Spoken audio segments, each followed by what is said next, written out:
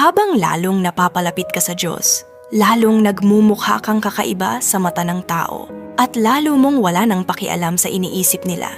Iniisip ng iba na ang weird ka kasi hindi ka naninigarilyo, hindi ka nagmumura, hindi ka nanonood ng malaswa. Yung mga kilos mo iba, tinatawag kang santo at akala nila weirdo ka. Pero alam mo kung anong mas weird para sa akin? Yung tinatawag ng mundo na normal, yung pagiging laging balisa, addict at depressed. Kung gusto nyong maging normal, sige lang.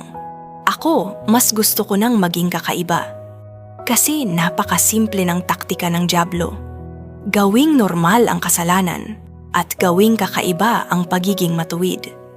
Kung sinasabi mong sumusunod ka kay Jesus, pero nakikiblend in ka lang at wala kang pinagkaiba sa mundong to, tanong ko lang. Anong klaseng Jesus ba ang sinusundan mo? Klaro ang sinabi ni Jesus. Hindi tayo tinawag para makibagay sa mundo, kundi para maging kakaiba. Nabubuhay tayo sa mundong tinatanggihan si Jesus. At kung ayaw ng mundo kay Jesus, ayoko rin sa mundo. Sino ba talaga ang may pakialam sa iniisip ng tao tungkol sa'yo? Si Jesus, iniisip ka habang nakapako sa krus. Sabi nila, maikli lang ang buhay, kaya i-enjoy mo.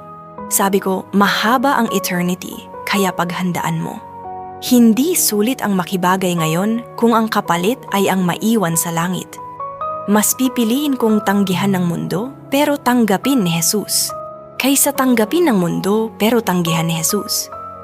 Mas gusto kong tumayo para sa Diyos at husgahan ng mundo, kaysa tumayo para sa mundo at husgahan ng Diyos. Kung sino ang pinapanigan mo ngayon, siya rin ang magtatakda kung saan ka tatayo sa walang hanggan. At ako, nakatayo ako kasama si Jesus. Ikaw, kasama ka ba?